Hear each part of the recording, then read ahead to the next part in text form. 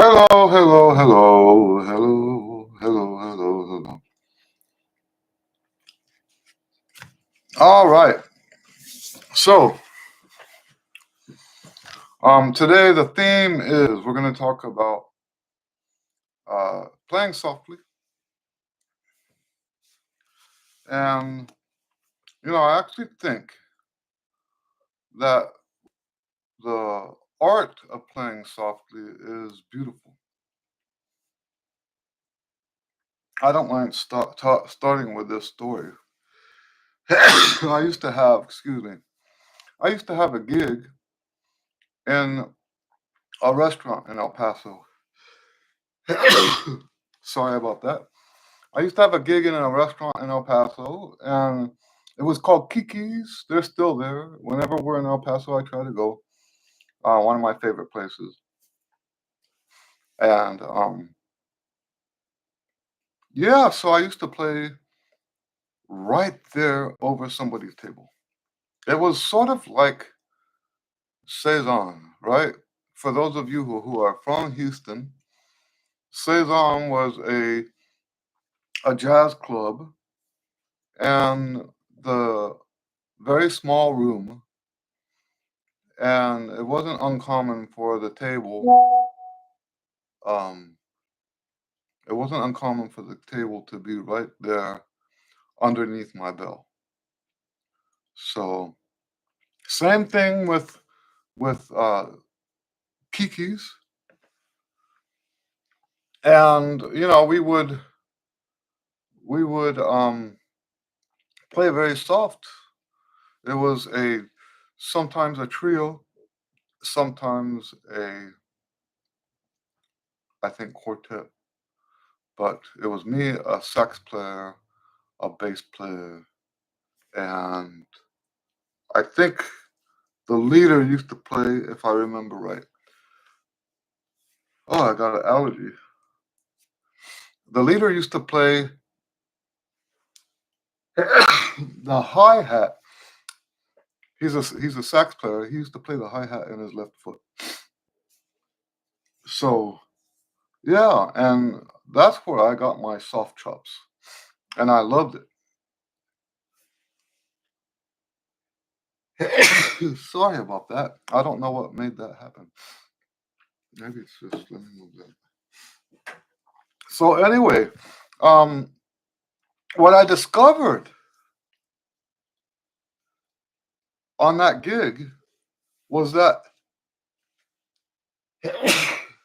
oh, I don't know what's going on. I discovered that uh, everything on the trumpet was easier. Let me get a clean. Oh, here it is. I've been working on cleaning up my room. Wow, I don't know where this is coming from.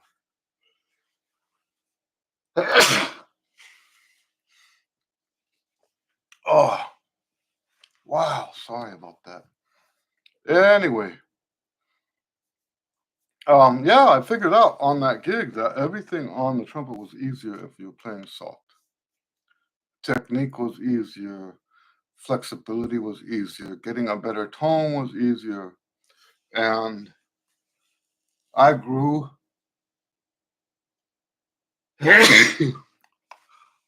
I grew to really enjoy playing soft like that.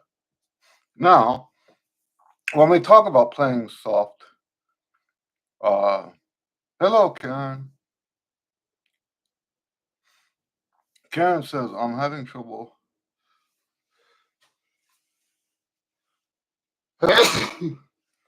Wow, I don't know where this is coming from. I'm having trouble logging in on my computer, so I'm on my phone. I came in a minute late. What do you mean by soft chops? Talking about being able to play soft, right?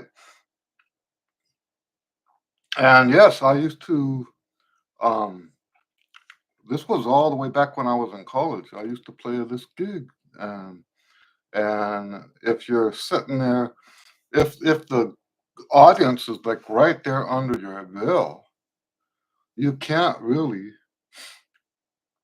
you can't really play loud, right? You have to play softly. And but what that did, so when we talk as trumpet players, when we talk about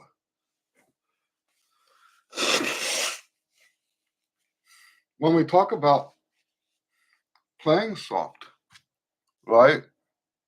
Um, it's important to understand that there's a um like sort of like an art to it, right? You know that I don't know if I've told you guys this before, but I like to use the soft stuff for warming up if I don't have a time to do an actual warm up, right? So it's not uncommon for me. I think I've done this for you guys before to just play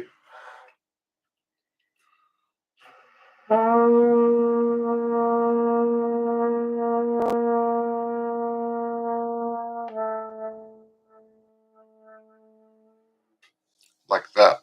Whisper tones, right? We talk about whisper tones um, in the trumpet community.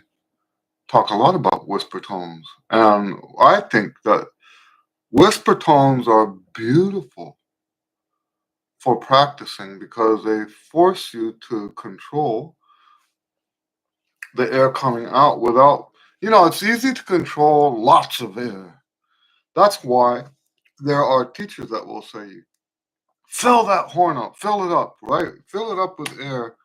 They'll they'll say air is the fuel of the trumpet, right? And so yeah, they tell you, fill it up, fill it up. But I'll tell you what, it's a lot more difficult to get a good sound and get that steady airstream when you're playing very, very soft.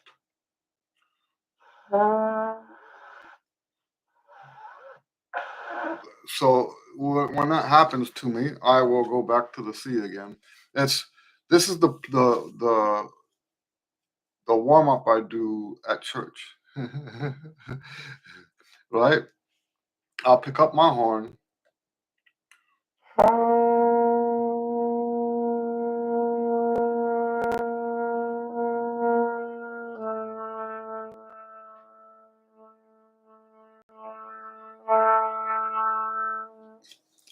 And then take the horn off, do it again, go to B now.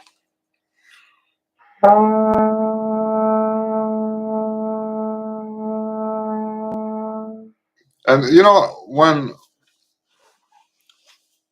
this, by the way, this exercise comes from, and I might have changed it over the years, but this exercise comes from the Schlossberg book. So, yeah, that's Schlossberg. And I remember one time I was warming up for the opera like that. I used to do opera in El Paso. Um, the university orchestra used to do the opera and the ballet in El Paso. I forget which semester each one was, but one semester it's the opera, the next semester it's the ballet. And I used to do all of that. I did that for 5 years. And I remember one time, you guys have heard me talk before about Maestro Abraham Chavez. Um, and I remember one time warming up with that exact same warm up. And I don't know if he just didn't like trumpet players. He liked me. But I don't know if he just didn't like trumpet players, but he says that's the best trumpet warm up he's ever heard, right? Because it was so soft. Um, I don't think he was just being, you know, hostile towards trumpet players. I think he actually truly appreciated that warm up, um, especially in the pit, right? So I already knew back then that it was unprofessional to warm up loudly on stage, and that was actually reinforced when I got here. Um, you did not you did not warm up. Like, say you have a big band gig at somebody's wedding. You don't go to somebody's wedding and warm up, like do your full routine. If you're gonna warm up on someone at somebody's wedding, you have to do it so discreetly that nobody knows you're doing it. And so that if I did need a warm up, normally I don't need a warm up, right? Because if you're practicing all the time, you really don't need a warm up unless you have a what do you call that? Um, we talk about it here sometimes, the inflation-based embouchure. If you have a inflation-based embouchure, you probably need to warm up more often than a muscle-based embouchure, right? But since I'm muscle-based, as long as I'm practicing regularly, I really don't need to warm up like that. Now, except I told you that I use that warm up when I'm at church, but that's because it's in the morning, right? And you do need to have um, kind of sort of make sure those chops are there. Could I go the morning without a warm up? Yes, I could probably do it. Um, but mornings are just a little bit different. Anyway, um,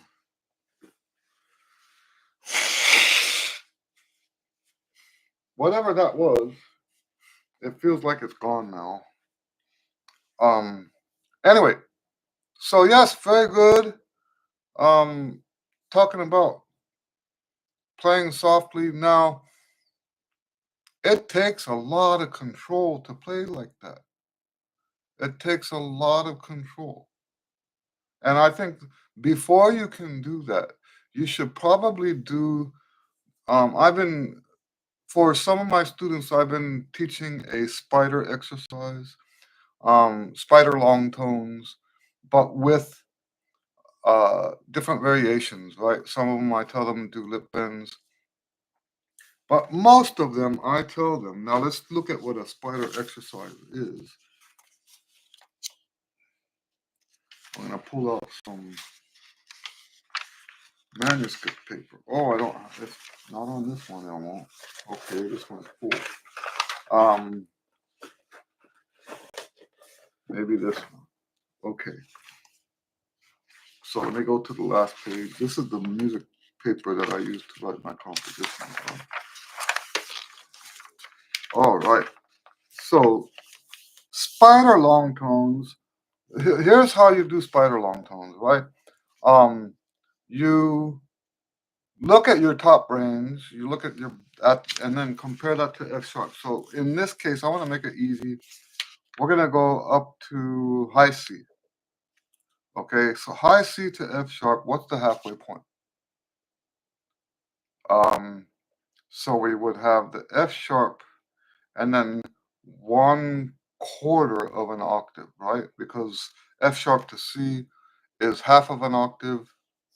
So we want 1/4 of an octave and an octave over F sharp. So our range is going to be, for this exercise, um, we're going to have A as the middle note and low F sharp as the bottom note.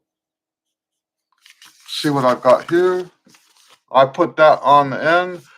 This is what it looks like, by the way, when I write my long tone studies, or my whatever it is that I'm working on. I do this structure first. I want to look at the highest note. I want to look at the lowest note. I want to look at where are we starting. In the case of the what do you call it? The spider long tones, you have to know what the middle is. Now you can go up and down chromatically. I think that's a little bit of a waste of time. Or you can go in whole steps. So let's take a look at what happens. Hello, 36 BB. Can you play this? Can I play the spider exercises?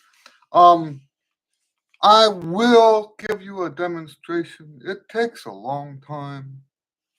Let's look at how this works. It's sort of like Caruso in that way. So let's say we figured out that the spider study starts on A, right? We're going to start on A. We're going to start meso forte. We're going to crescendo to triple forte or fortissimo. And then we're going to diminuendo to pianissimo. Now, this is the reason why I'm just a little reluctant to do this is I don't want to overpower my microphone. But let's do this just for one.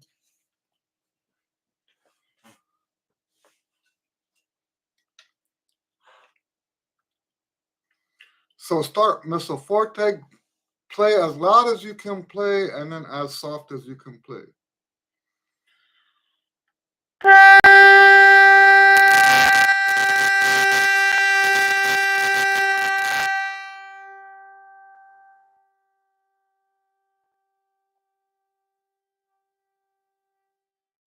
Now, when you got to the pianissimo section, you want that to be as close to a whisper tone as possible. Hello, Canadian Divergent. Uh, second, seconding the question. Yes, that's what I thought. That's why I don't want to do that too much. I hope you guys can hear me again. But yes, that's the reason I don't want to demonstrate every note because I won't be able to talk. Can you guys hear me again? It should kick back in. Someone please give me a thumbs up or something that you can hear me again. Can you hear me? Testing, testing, 1, 2, 3. Okay, thank you. All right, so um, now what we've got now is a medium starting point that you're going to crescendo from, and you're going to play as loud as you can. Then you're going to diminuendo until the notes almost don't come out. Now we're gonna progress up a step. You can go up in half steps. You can go up in diatonically, or you can go up in intervals. Right? It depends on how much time you have and how much you want to devote to this exercise. Okay. So now we're gonna do the same exercise. I won't put the dynamics on the whole thing, but we're gonna do the same exercise again on B. That's the next step. Now, keep in mind that there should be, I'm going to put a caesura after the first one so that you take the horn off. You know, I remember going to the Trumpet Herald and someone was asking about my books and they said, what is the caesura for in my books? And someone correctly answered and said that I want you, the caesura is there to remind you to take the horn off your lips. Okay? So that's what I want you to do here. Take your horn off the lips before you start the next one and rest a little bit. Then we do down a step. So we're going to go to G and do that exercise all over again.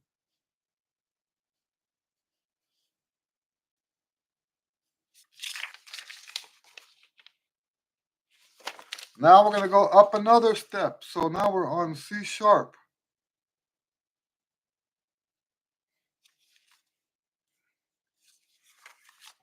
Got squished at the end. Sorry about that.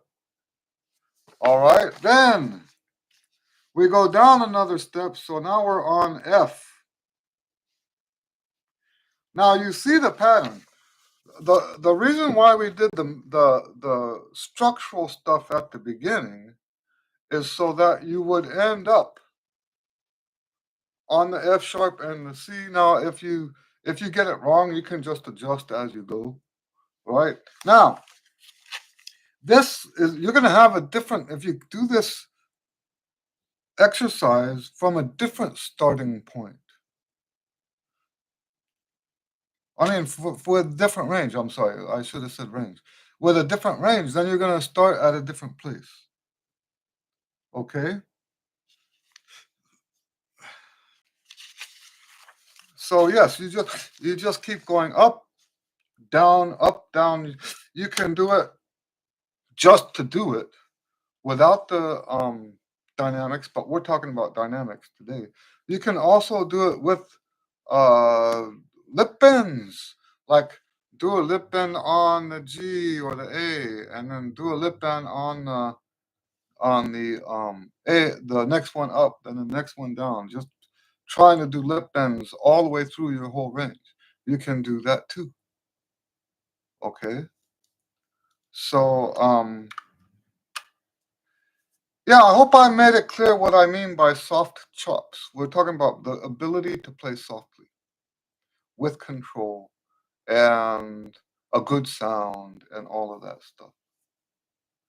So, when I in the 80s, when I was at university, that was considered a very um, important skill. They didn't, at least with the people I was associated with, they valued soft playing more than loud playing. And you know what? It might just be supply and demand, right? Because everybody at my university could play obnoxiously loud. I remember we had two famous guest soloists who complained bitterly about how loud the jazz band was. One of them was the trombone player Carl Fontaine complained bitterly about how loud the jazz band was. Now, that's not saying much because he was a soft player. He was known for how soft he played. I'm just establishing just how much it's like everybody could play loud. Someone who could play soft, like close to whisper tones, that was what you valued because, like I said, it might have just been supply and demand. Maybe because I'll tell you what, they're two different skills. People who can play louder, generally speaking, can't play softer. And I say that as a teacher. The people who have great loud chops don't have great soft chops, generally speaking. So yes, I think this was something that was instilled in us for you know for as a uh, valuable skill. Now, one of the things I wanted to talk about in the context of soft playing is that um, it's good for you, you know, not just because you're pushing your boundaries, but it's good for the rest of your playing too. Think about it. The soft soft playing, quiet playing requires such sensitive control of your airstring. If you can play softly, think about how much better your control is over the stuff that's not soft, right? And so, yes. Now, there are people that ask me if you feel that way, why do you not have um, soft playing in your routine? Why don't I have any? If you guys see the chops books, the daily routines book, there's no dynamics at all. That's because if you're doing my stuff properly, it's assumed that you're also practicing music, and music is where this stuff happens. By the way, when I assign the spider exercise to students, the spider long tones, I tell them that this doesn't go in your routine. This is a musical exercise. It's actually, you guys know that I like to do split the day up, music and exercises, right? This does not go in the music, in the exercise section, it goes in the music section. With my system the way it is, you don't do dynamics in your routine. I had somebody, I might have told this story before. There was a guy up north. He had taken some lesson, I guess one lesson with me. But he practiced out of my books for years. This was back in the 90s, right? When hardly anybody knew about me. And and then over time he got away from my books. And then years later he rediscovered my books and he emailed me and he says, these books are so amazing. This is after he was already convinced and then got away, and then now he's reconvinced again about how amazing my books are, right? And talking mostly about the daily routine book. And but then he emailed me again a few weeks later and said, the only problem with your books is there's no dynamics. And his response was, well, my response to him was that um, the dynamics happen in your music practice, not in the routine. He says he doesn't have time for music practice. And I'm not disputing that. I don't know the guy's schedule, right? Maybe, um, but I don't think you're doing my system if you're not practicing music. Uh, those of you who are my students, you guys know that we spend very little practice time in the lessons on my routine books. Very little time. We spend most of that time practicing music. And there's a reason for that. That's the routine is really something you should do on your own. We will practice it together if I feel like that's necessary. Usually it's not necessary. We practice music, and that's where the the dynamics happen, is in the music practice. So Canadian Divergent says soft is nice in the higher register because it's the backbone of lyrical playing. Yeah, to have great phrasing, your dynamics need to go up and down and up and down. We talk about that in the lessons about um, dynamics in the phrasing, right? And if you can't play soft, you you can't have lyrical phrasing. If you can't play soft, you can't play lyrically because the way the um the the the arch, I call it an intensity arch, right? The music grows in intensity and then diminishes. And if you don't have the control that it takes to play softly, then being able to phrase is not available to you. So yes, you're right about that. All right. Anyway, that's what I wanted to start with You guys can ask questions about that, or you can just ask whatever questions you'd like. Uh, just let me know what's on you guys' mind. What are you thinking?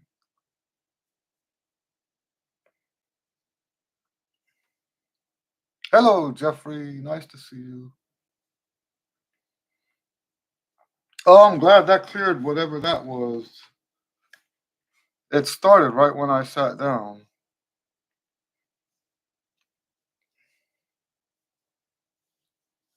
Yeah. Any questions? I'm working on that tonalization book. I'm very excited about it. I think I wrote about 10 pages today. Um, at I think I told you guys I've been writing the books, the text stuff, not the music stuff. I've been writing the books um, at dialysis. So I'm stuck there just thinking anyway, right? So why not transform those thoughts into something that people can benefit from? Karen says, I find that I'm pretty tired by the time I finish a routine. Some days are better than others. Not a lot left for the music sometimes. I get that. I get that. I understand that completely. And if you have to divide the day so that you do the routine one day and practice the music the next day, there's nothing wrong with that. Just remember to do a little bit of a warm up. You guys have seen the what I call the quick warm up or shortest warm up. I don't remember what exact wording I've used, but it's available, I think, as a free download. I think maybe not. Let me double check that. Um, but I seem to recall that it's free. If it's not free, here's what I'm gonna do for y'all. Um, if it's not free, I'm gonna put.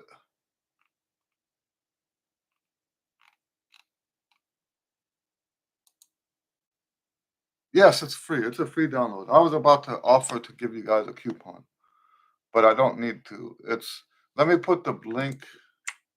If you do split your practice up and uh, do the routine one day and music the next day, you really should do a routine, a little, not routine, a little warm up like the one I just put a link for. Okay, it's 2 pages long. Um, and yeah, it gets you ready in like 5 minutes to play, so that your practice day isn't taken up by a long routine. So there's nothing wrong with doing it that way. You just have to be, if you are following the one range approach, you just have to have some wisdom if you do it that way, because now the 6 day rotation has been a little bit altered, right? And you just have to take into account now, to have that wisdom that I'm talking about, you have to know why we do the rotation and the whole thing about the resting. That's important. So if you spread your routine, your day's practice over 2 days, the hypotheticals that I put in the one range book don't work anymore. And the same thing is true, by the way, if you take more than one day off a week. You guys know that I don't have a problem. Hello, Seppo.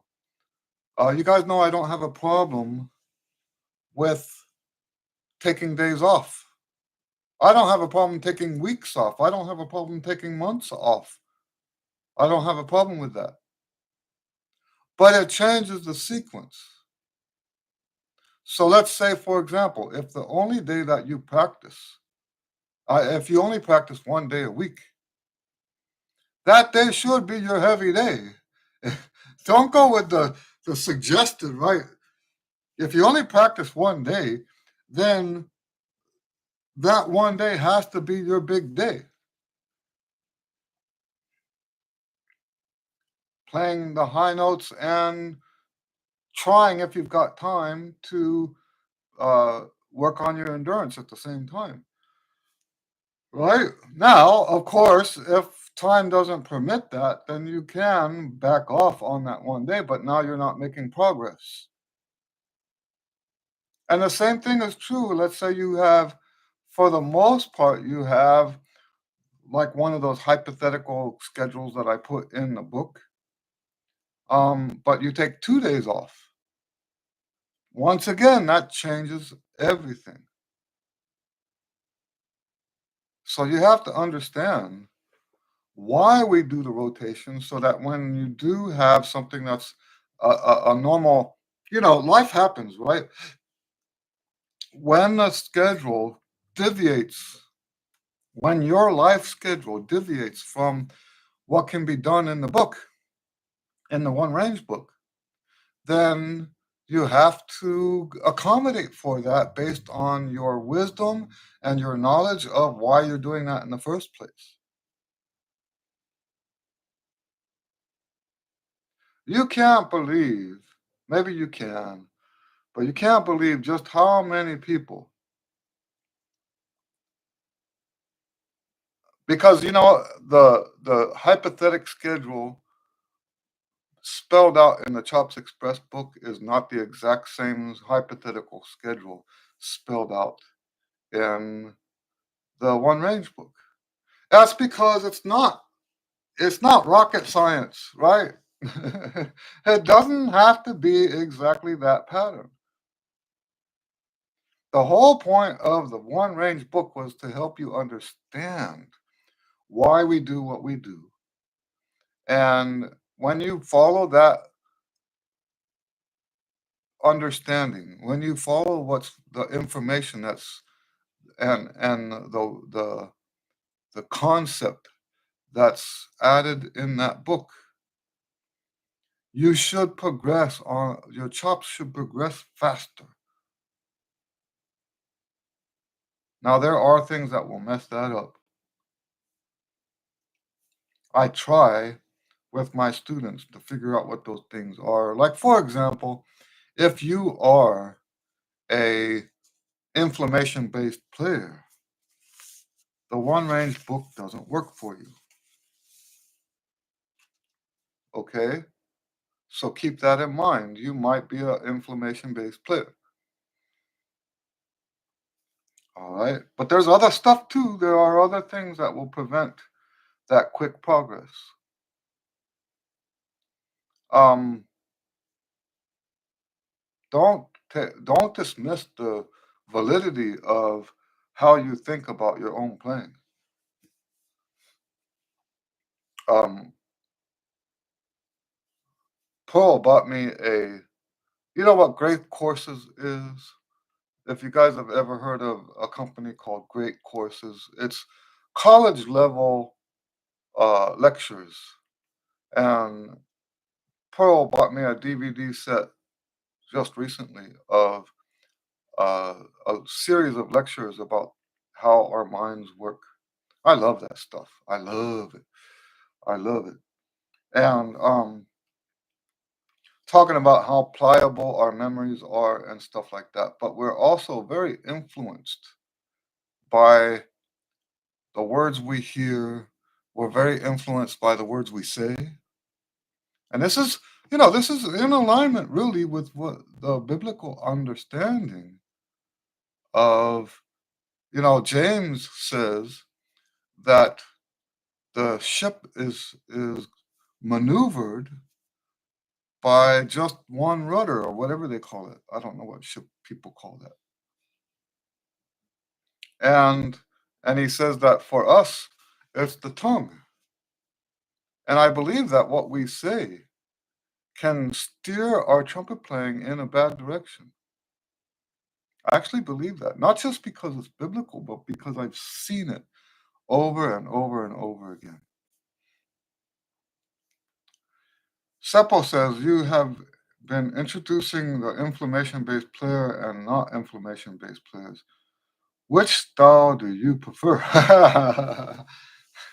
By far, the the muscle-based player, not inflammation. Inflammation is, I've told you guys before that I believe, these guys that say you have to practice every day, I believe that comes from a tradition of inflammation-based musicianship.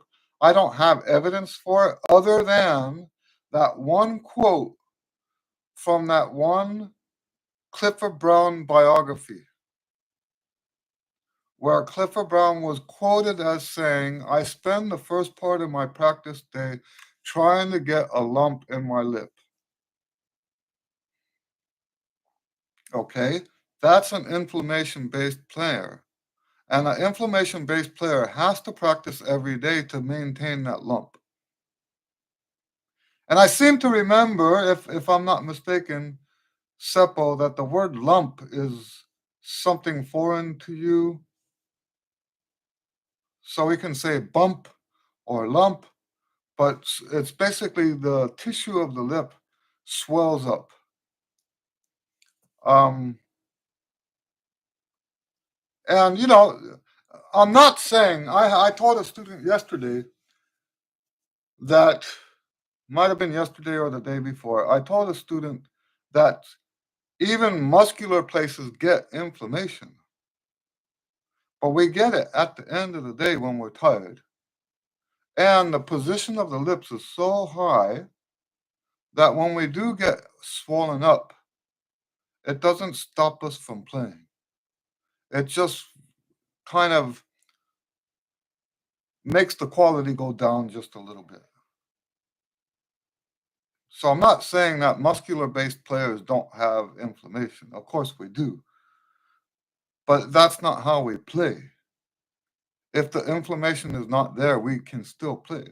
An inflammation based player, if the inflammation goes away, they can't play.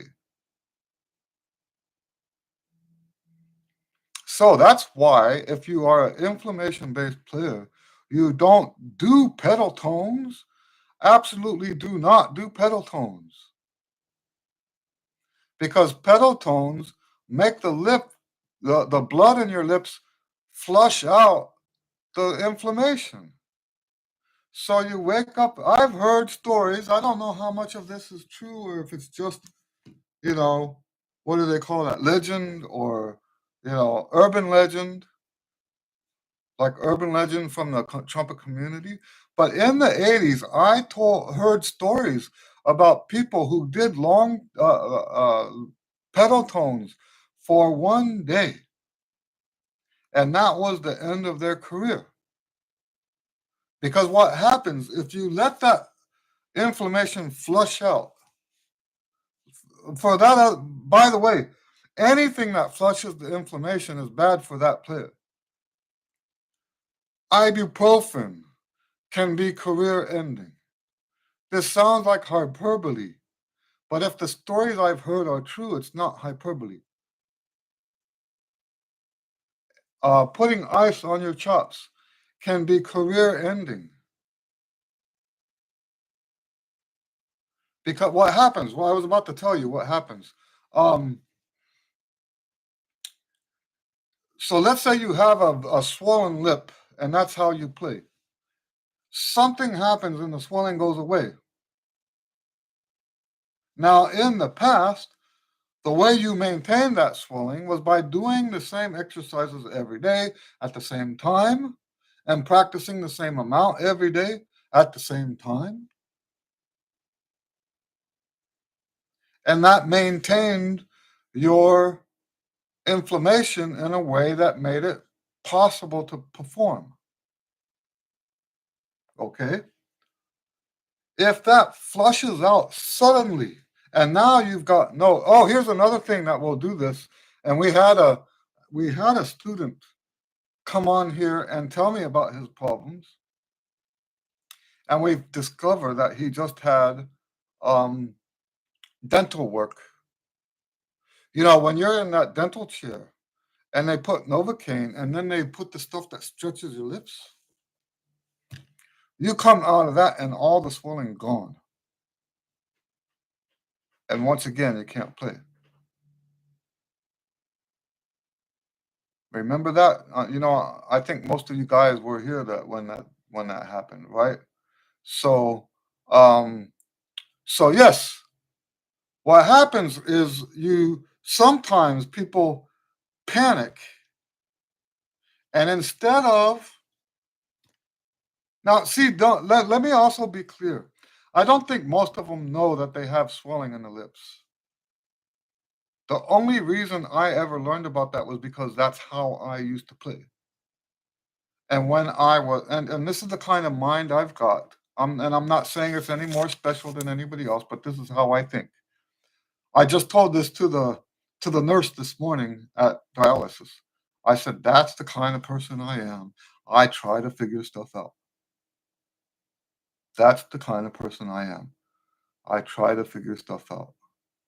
And when I made my big embouchure change in the 80s, that's what I figured out is that the way I used to play relied on that lump, relied on the bump in my lips. Okay? So here's what happens. The lump gets flushed out.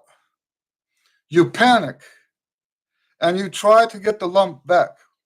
Now you don't know that's why you're doing it. You just know that something's not right and you eagerly go back to fix it. You and all of that dogma that we've been hearing all this time in our lifetime about you can't take any days off, you're like, oh no, what am I going to do? Right? So you try to overdo it and try to compensate for what happened. And what happens is that the lip swells up too much. Now, this is all happening subconsciously. Most of it is just subconscious. But yes, you swell up too much. And then you have to do something to let the swelling go down, and then the swelling goes down too much. And you get this pendulum swinging back and forth, back and forth, back and forth, to the point where it's you maybe in the process of that, you had a few performances where you had to put the horn down because you couldn't play. Either you were too swollen and the notes wouldn't come out, or you were too flushed out and you couldn't get the high notes. And the emotion attached to that is devastating. And yes, I have seen this end people's careers, and I've heard horror stories about this kind of thing. I told you about the guy that played pedal tones one day, and then his whole career was over. So no, if I had to choose one or the other, obviously I don't want that one. Excuse me. No offense to Clifford Brown. No offense to all those guys that used to play that way 100 years ago. We don't have to play like that now because there's things that we understand that people didn't understand back then. Seppo says, sometimes I have had headache from practicing high notes. I think I have done something wrong. Do you have a clue what could it be? Yes, absolutely. Too much air or too much resistance. Okay. Too much air. In other words, for the resistance that you have for that note, you're pushing too hard. Okay. Now, um, also, uh, the other side of that is um, you're using the right amount of air, but everything here is too closed. Okay. So, a wonderful, if you were here, Seppo, when I was talking about the spider long tones, if you do the spider long tones with the dynamics that I was talking about, that's a wonderful way to help open those notes up. You do it every day that you practice on a regular basis. The difference between these spider long tones and the long tones in the routine is the spider long tones are not meant to be indefinite, whereas the long tones in the routine are actually intended to be indefinite. The routine long tones should continue for the rest of your life, for as long as you play trumpet. The spider long tones, not so much. And the reason I say that is because they take too much time. They are valuable for the time that you spend, but it shouldn't be. Once you get the benefit you're looking for, you should stop doing it. Because once you gain that benefit, uh, you're not going to lose it. That's not the kind of thing that you lose. Okay? But yes, if you're getting headaches from playing high, it's like it's a isometric thing. You're pushing too hard against something that's not giving, right? And yes, that's a problem. Canadian Divergence says I can have a puffy lip and still play high C and even screech higher, but only get it when the chops are tired. That's correct. That's what I'm talking about. That means your high notes are coming from the swelling in your lips. Does that mean you have muscle inflammation based embouchure? Not necessarily. Okay, not necessarily. It might just mean that you use too much pressure. Um, now, my approach to pressure is very, very different. I don't try to eliminate pressure for its own sake.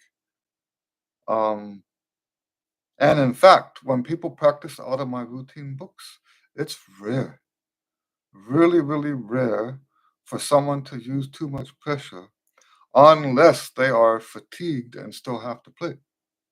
We all do that, right? So, um, yeah. So if you're using too much pressure when you get tired, and now as a result of that pressure, you're getting high notes, that's not necessarily a bad thing. Not necessarily. It depends on what else is going on. Karen says, how do you get a lump in your lip? Mostly from pressure. Mostly from pressure. Um, Now, it's worse for people who play in the red. You guys have heard that term before. This is one trumpet dogma thing that I actually agree with. Playing in the red is not good. Now, I know people that sound fine playing in the red, and to a lot of times, if you are playing in the red, um, fixing it isn't all that big of a deal. It depends on how deep in the red you've gone and what kind of commitments you have. All right. Um, but so let's just say that playing in the red is not ideal, and you're going to get a lot more inflammation playing in the red than you do if the mouthpiece is 2/3, 1/3. You're going to get a lot more inflammation because there's just more. The results of the pressure that you use when you're playing with more pressure are more damaging. And the damage is what causes the lips to swell up. All right. So the lower the mouthpiece is, the more damaging the pressure is. I'm going to say it one more time. We all use pressure and we all have inflammation based on how tired we are. It's the difference between what I'm talking about with an inflammation based player is that the inflammation based player is um, has to have that to play at all. On the days when that inflammation is gone, their range is about G in the staff. I'm not exaggerating.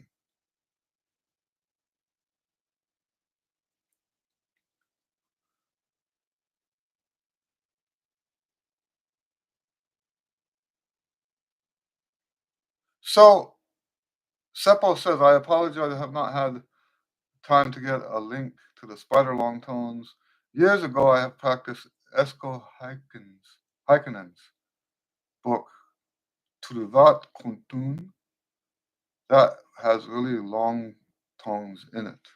Okay. So the spider long tones are basically long tones that expand. I think you could say that the spider long tones influenced my books. You guys know that my chops books have expansion stuff all over them. So in a way, my long tones are spider long tones, right? It's just I put notes between all the notes. Does that make sense? So in a way, my long tones are spider long tones. But the guy who taught me the spider long tones was a guy who married a friend of mine's sister.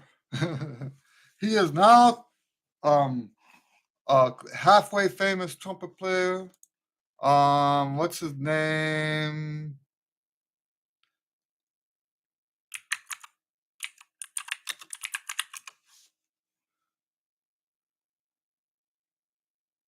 There was a he at the time he was in a band called the Kenosha Horns.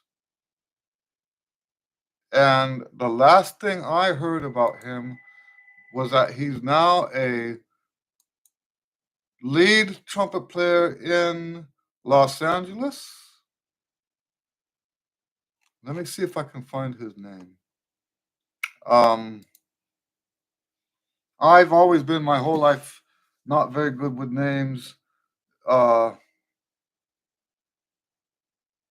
anyway, he came to El Paso and used to practice at UTEP because back in those days, UTEP didn't get locked up. The music building was open 24/7 so that people could practice at all times. And there were a lot of times when I was there practicing and he was there practicing. He taught me the spider long tones. And I still do them from time to time, but more importantly, I teach spider long tones to my students as a way. There's certain things we can do to get a better sound, certain things we can do to expand our range, and and and do that faster, right? Some people, the one range isn't fast enough for them, right? So you can add certain things to your practice that will kind of speed the range up a little bit. And the spider long tones with the dynamics is one of those things. You know, I could. The problem with publishing the spider long tones, just like with all the other stuff that I publish, there would be so much of it, right? Because um, it depends on your range, on the range that you're going to do that day. So I would have to do, if I wanted to publish it, I would have to do at least 7 different versions. And even that wouldn't be proper because, you know, sometimes people would want to go in half steps, others want to go in whole steps, others want to go in minor thirds, others want to go in diatonic. And so it really should be something that you do with your mind. You don't have to have it written down. When it was taught to me, it was not written down. So I wish I could remember that guy's name. He's he's pretty, you know, as far as trumpet players goes, he's um pretty famous right now.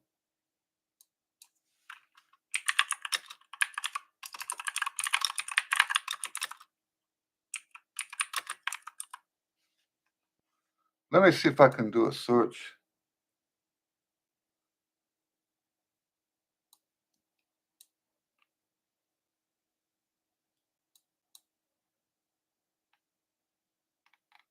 The thing is, these famous guys, if you do a search for great trumpet players in Los Angeles, these guys don't come up. The best of the best don't need that, right? They don't need that. So they don't come up on on the websites. The guys that come up on these websites and they're listed as the best, right? Everybody knows they're not. The ones that come up on the websites are people that are struggling to get gigs. Yeah, I don't see his name's not coming up. It always bothers me when I can't remember someone's name. This guy is almost as good as Wayne Bergeron. I know a lot of people would scoff at that. Dan Fernero, that's his name. I learned it says he's originally from Kenosha. See, I told you, if he was in a band called the Kenosha Horns. I learned the spider long tones in 80, like 1980-ish. No, it would have been later than that. 82 or later. Um, I learned the spider long tones from him. I believe he had long hair. I see a picture now. He's got his head shaved. Um, yeah, so he went to North Texas 1 o'clock band, played lead trumpet in the 1 o'clock band, um, played on the road with Woody Herman, Tom Jones. He has a band called Vine Street Horns. Yeah, so that's who I learned the spider long tones from. I'm happy to, and he's got a long list of movie credits like The Mask, Evolution, Bad Santa, Robots, Ice Age 2, The Meltdown, Happy Feet, The Simpsons movie. All these are movies that he's on, and he's um. Anyway, you guys can check it out. His name's Dan Fornero, and that's like I said, that's how who I learned it from.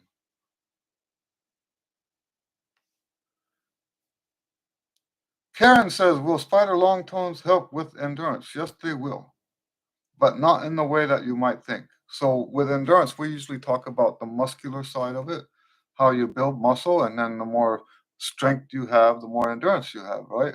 Well, the spider long tones help you find the center of the pitch.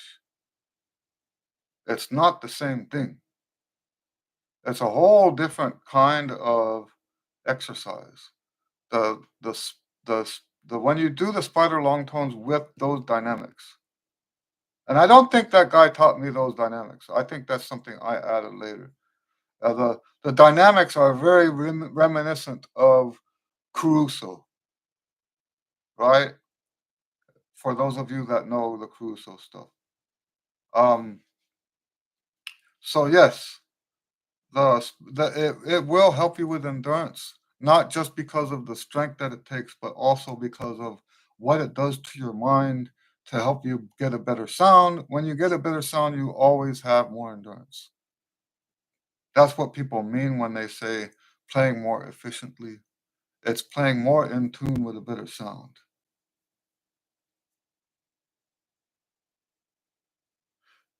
Seppo says, "Can you provide me with a link to the Spider Longtones book?" I wish. There's no book. That's what I was saying earlier. Is it's not written down. You might be able to find someone else. If you guys want, I can try to put time into that for the different levels. It's amazing, right? I went a long time without teaching this exercise to anybody. And so, by the way, that page that I found Dan Fanero on is from the Big Fat Band, in case you are familiar with that band. Let me put the link to Dan Fanero's page on the Big Fat Band. Um, yeah, I actually consider the time I spent talking to him and practicing with him to be semi-influential in my upbringing, in my playing. I was a terrible player at the time, but that didn't mean I didn't remember what he was teaching me. So, and it wasn't a lesson. We were just two people hanging out at the same building at the same time. Like I said, he married uh, the sister of one of my friend trumpet players. So yeah, so I apologize. I do not have the spider long tones in any published format at all. It's something I describe to my students, and then they practice that way um, without having it written down. There are some that I would write one specifically for them. Anyway, I see that we're out of time. I need to, at least for the next couple months, keep these at an hour because there's so much stuff that's got to get done right now. Besides just doctor visits, there's some other like family stuff that's creeped up that is extremely urgent right now. I'm going to be taking care of some of that right now.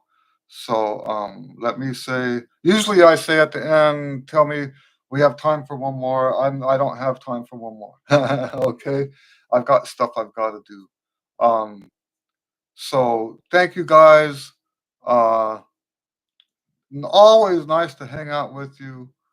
And we will do as much of this continued through the the year as I can. Sometimes I might, because of this stuff that I'm talking about, I might have to skip some of them. But when we're here, it's always good. Anyway, God bless you. Have a great weekend, and we will see you next time.